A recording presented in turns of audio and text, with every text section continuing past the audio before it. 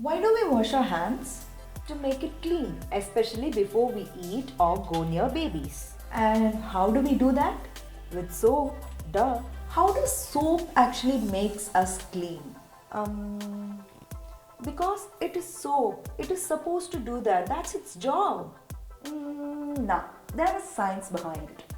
We wash our hands with soap often, especially with this pandemic and all. We keep washing it every now and then to keep those germ free. And when we were kids, our elders would have told us நிறைய நுரை வந்தாதான் நல்லா அழுக்கு போகும்.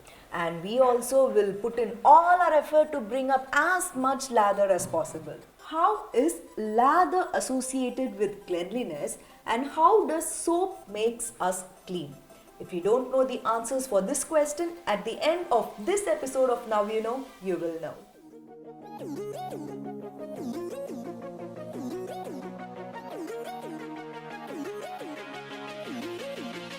An average household has different types of soaps.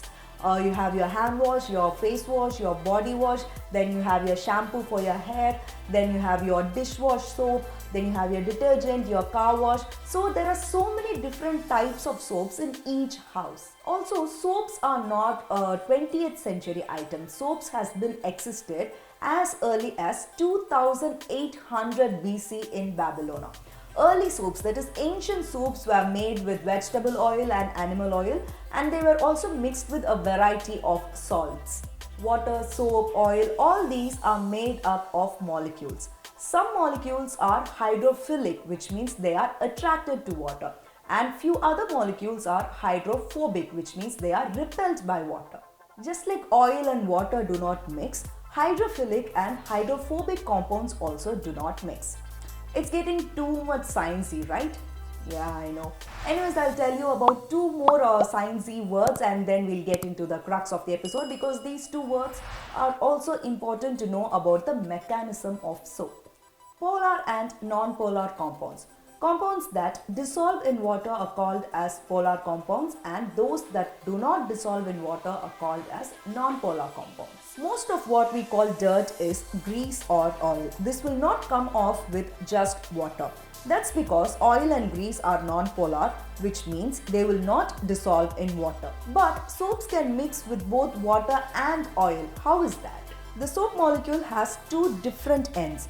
One that is hydrophilic, that binds with water, and the other that is hydrophobic, that binds with grease and oil.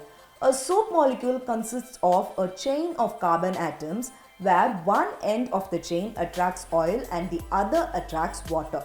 Foam or lather is created when foaming agents in soaps, detergents and shampoos mix with air and water. When greasy dirt or oil is mixed with soap water, the soap molecules arrange themselves into tiny clusters called micelles. The water-loving part of the soap molecules sticks to the water and points outwards, forming the outer surface of the micelle. The oil-loving parts of the soap stick to the oil and trap oil in the center, where it cannot come into contact with the water. With oil tucked safely in the center, the micelle is soluble in water. As the soap water is rinsed away, the greasy dirt goes along with it. So basically, the soap is attracted to the fat or oil or grease because of its fat-loving side, but then tears up the grease by pulling it into the water using its water-loving side. In other words, it surrounds the oil particles and moves them away from one another. Ever wondered why it is easier to clean greasy hands with hot or warm water than cold water? It is because the fats and oils soften or melt in hot water, which allows them to attach more readily to the hydrophobic end of the soap molecule. In turn, that makes it easier to rinse away. What about the antibacterial soaps? How effective are they?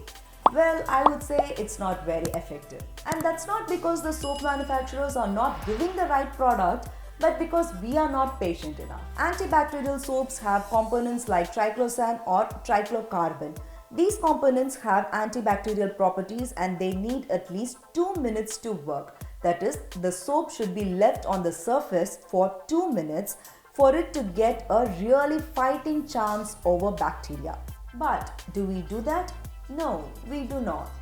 Antibacterial soap is not necessary, but thoroughly washing your hands with warm water and regular soap is an effective way to avoid infection. You can use this warm water and soap method to wash your hand when you eat greasy or oily food like biryani too.